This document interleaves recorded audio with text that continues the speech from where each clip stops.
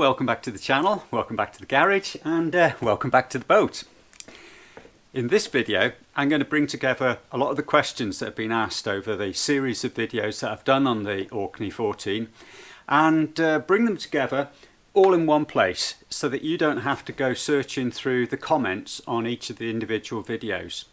I'm also going to enhance that with just showing you a few video clips that will enhance the written word and the answers that I've actually given in the past. The first question that I often get asked is, will the boat fit in my garage? What size is your boat? Well, I've got a standard garage door. It's 6'6" by 6'6". So it's just an ordinary garage door. The boat itself measures 6'2" when it's sat on the trailer. That includes a little navigation light and the VHF aerial when it's folded. So that's 6'2", and the actual length of it from the very front of the trailer, so from the trailer hitch to right the back of this outboard, is 17'4". That's the actual physical size of it. Bear in mind that measurement of 6'2" was when I had the 8-inch wheels on. I've increased the size of the wheels to 10-inch. It means I've got to drop the jockey wheel at the front to just lower the cuddy so I can just sneak it underneath the 6'6" door. Again, bear in mind, if you're going to purchase one of these boats, it may not necessarily be on exactly the same trailer. So you are going to have to take these as a kind of yardstick, a starting point, to see if something like this would fit in your garage at home. The next question that's often asked is, well, how much does the boat weigh? Thinking about towing it with an average car. It's not that heavy. The actual hull weighs 200 kilos.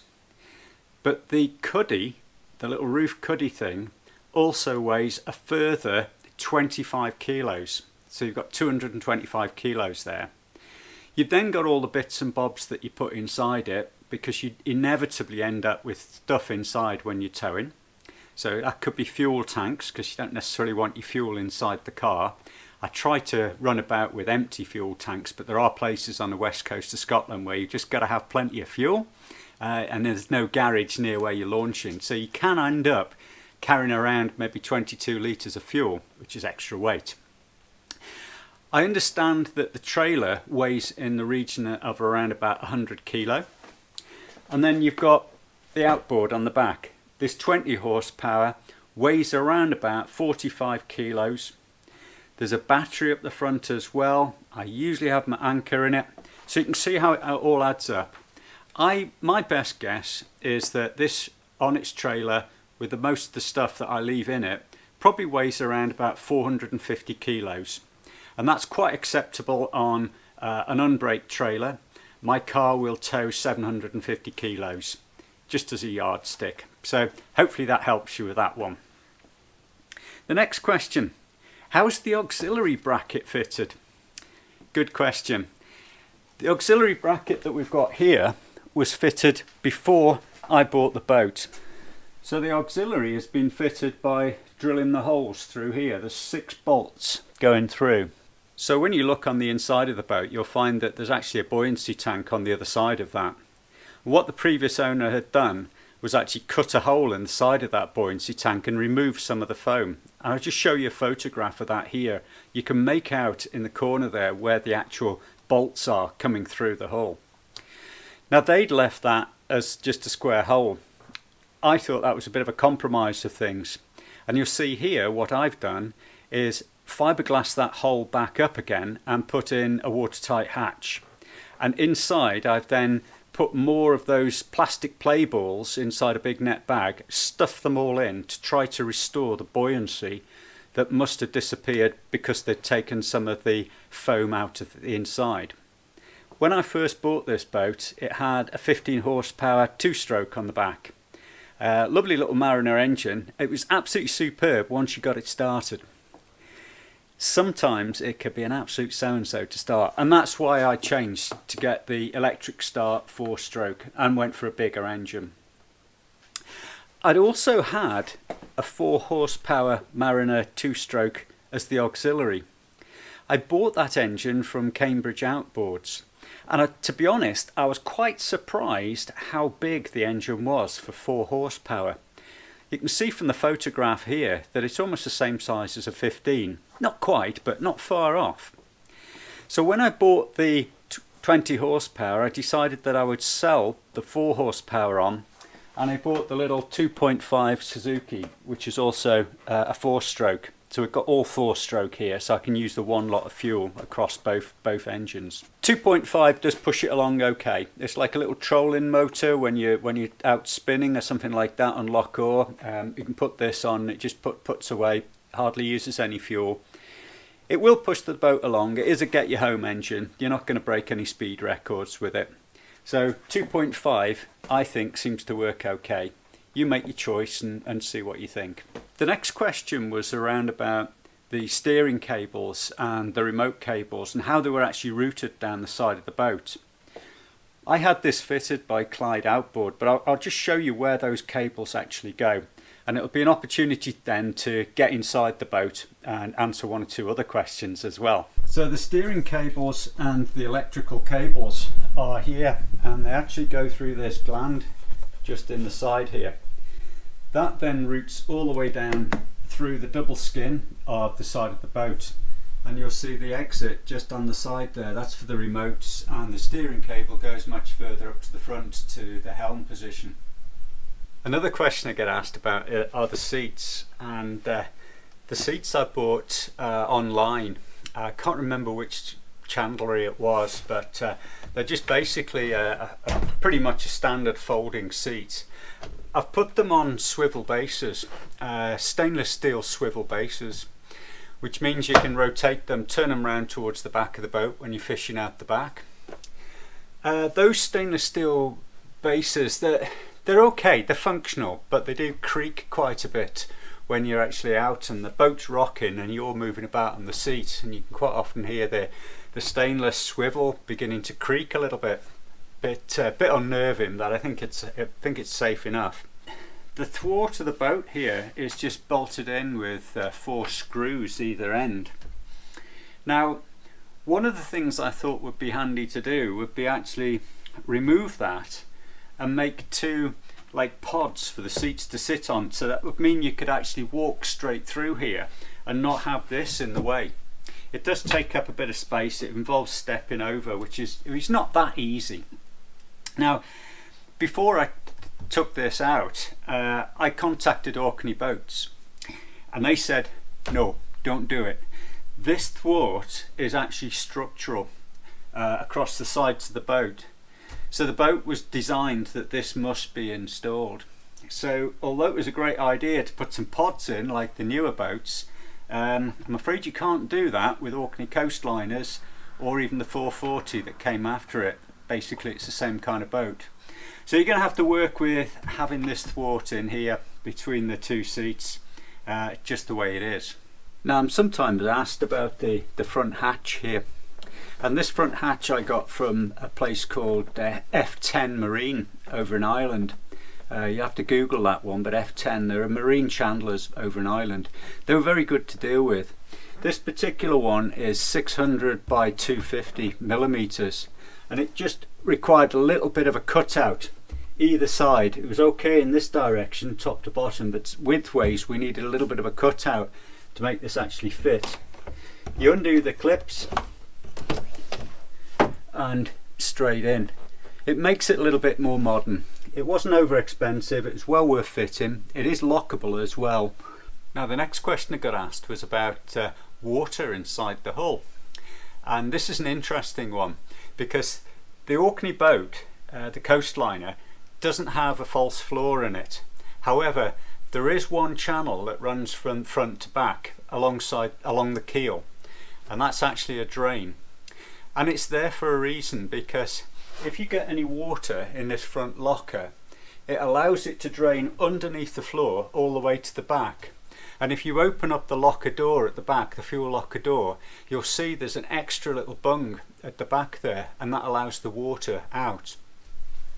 You might be saying, well, how on earth does water get inside your boat like that? Well, the answer is that up the front is like an anchor well, and there's a drain for that anchor well that runs out through the hull. But there's a gap between the anchor well and the hull. So there's a very short section of pipe and a couple of fittings. And occasionally those fittings can fail. And as you get water in the anchor well, instead of draining straight out through the side of the boat, it actually comes into the boat. And so you can actually get water collecting inside. Now the way to deal with that, first of all, is sort the problem out. So make sure your seals are sorted. Probably just best to take things off, rebed it in the silicone, and make sure that you've got a good quality seal. Now if you need to get that water out of the boat, just raise the bows up on the trailer. The water will tip out, take your bung out, it goes into the fuel locker area, and you can open the bung in the back of the boat and it will come out the boat. So if you lift and tilt the boat and you hear water sloshing about, my bet is that it's going to be in that channel between the two, and you just empty the drain and that's fine. The next question was about the floor covering. As you can see, I've just put this stuff down. It's fairly lightweight. You get it from big supermarkets. I think it's actually called garage flooring or something like that. I think it's called polyurethane or something like that. You can see it's just got the squares. So there's about 6 tiles in here, which I've actually cut to fit. Are they the best thing in the boat? Well, they're a compromise, to be quite honest with you. You could get proper boat matting, or even that stable matting that they have in horses' stables, really thick rubber matting. Both of those weigh quite a lot. This stuff is really lightweight, but it has a drawback. When you get the fish guts and things under it, and the water, the seawater, it can start to move, and the actual fittings where the 2 tiles or several tiles have butted together, they can start to come apart. If I did it again, I would probably glue those when it was brand new, but there's so much rubbish between those joints now that I don't think a glue would actually hold on it. But they work, they're cheap. It's a little bit of cushioning. If you drop a lead or something on the bottom of the boat, it cushions it down. It's a bit easier on the feet. It does provide a little bit of grip, but as I say, once it gets very wet from spray coming over the side of the boat or rain, it does move around a little bit, so you do have to be careful with it. Yeah, just take care and it's fine. I'm happy with it. I don't think I would change it and buy heavier, bigger stuff. I think it's best to just keep it light. Very, very cheap. I think they're about 30 quid for the 6 tiles, if that. It's going back about 4 or 5 years, so I can't remember exactly where I got them from, but you'll find them. You'll find them online. Now the other thing I'm asked is what colour the gel coat is, and I've got this book called RAL codes, and it's like paint codes, and the best I can work out is that the red is RAL 300. The white up here, it's more like an off-white, a creamy white. I think that's RAL 103. Over time things will fade, I think, but that's the best I can figure out. It's just a little bit off. It's not quite right. Orkney may well have had their very own colours made up when they produced these boats. Now, the other thing I've been asked is, how's your shoulder? As you'll see, I've been doing the video with the sling on. So I had my accident in January. I tried to do all the physio and stuff, and I did the best I could with that, but by the time I'd seen the consultant and we'd had an MRI, you could see that there was tears in the muscles, so they've had to replace those onto the bone. So that was the operation that I had a few weeks ago, and I've had to have 4 weeks in the sling. I've been going mad. 4 weeks in the sling to make sure that everything heals up properly, and then we can start a bit more physio and hopefully get some more movement in my arm. I got to a point where I could lift my arm to about 90 degrees and it wasn't going to go any further, so we had to have the operation. So fingers crossed we can work on it, and we'll be back on beach, back on the line, and enjoying ourselves back out again. But thank you very much everybody that's asked, Phil, how are you getting on, and sending well wishes and saying best of luck and that. So thank you very much for that. It's much appreciated, and hopefully I'll be back on the bank soon. I hope you found that helpful to bring together all of those comments that have been written on the other videos. I just thought, let's bring them together. Let's enhance it with a few photographs and a chat. It's far easier to do that than the actual written word. So I hope you found that helpful. If you have got more questions, do ask them, do put them in the comments, and maybe we'll do another question and answer, but I'll definitely answer things in the comments for you. If you are thinking about getting an Orkney Coastliner or a 440 as they have been called in the past, I can thoroughly recommend them. They are a small boat. A lot of people have said to me, well, would you buy a bigger boat? Well, do you know, I could massage my ego and buy a bigger boat. I could buy the next size up, the 452, but it's a good bit heavier. It'd be a much bigger lump to actually start to launch and things. There's another little boat that I saw when I was down in Myla. That's called a Spectrum 480p. It's like a little pilot house boat. It's like a mini Mary Fisher type of boat, you know. If you want to see one, there's a channel called Sea Glass Fishing, and he uses one. So have a look at his channel as well. Would it change? Do you know? No, I wouldn't. I really wouldn't. If I was to buy a 452, they've got a price tag of around £20,000. This boat went out about 4 times last year. It does me. It's absolutely fine. There's no need to go bigger. I'm normally fishing on my own. If there are 2 of us, times I've been out on Loch Or, etc., you just have to coordinate what you're doing, and it works out just fine. Yeah, it's cozy. It is small, but it's just right for me. It's all I actually need. It doesn't cost me a great deal because it's actually in the garage. So even if I've not gone out, I mean, the last time this boat was out was end of September when it went to Loch Or, and it hasn't been out since. It's probably not going to be going out until June, July time when this thing's sorted itself out. So it's a good thing to have it in the garage. It costs you nothing here. I think if I've got a bigger boat and it was outside, today we've got snow again in Aberdeenshire. So I think that it would actually mean that you'd be more worried about it. I certainly wouldn't want to be keeping a big boat on hard standing and paying the price for that. But each to their own. Each to their own. I'm happy with this, and by showing you this, you know, you might look at it and say, Phil, that boat's too small for me. Good, it saved you some money buying it and then trying to trade up. But it could actually be just the boat for you. Thank you for getting this far in the video. So it's tight lines from me. Tailwag from Dee, who's inside. I thought she was going to come in the garage today and have a little chat with us. And I look forward to seeing you in the next video, whatever that might be. I'd really like it to be casting. Okay, bye for now.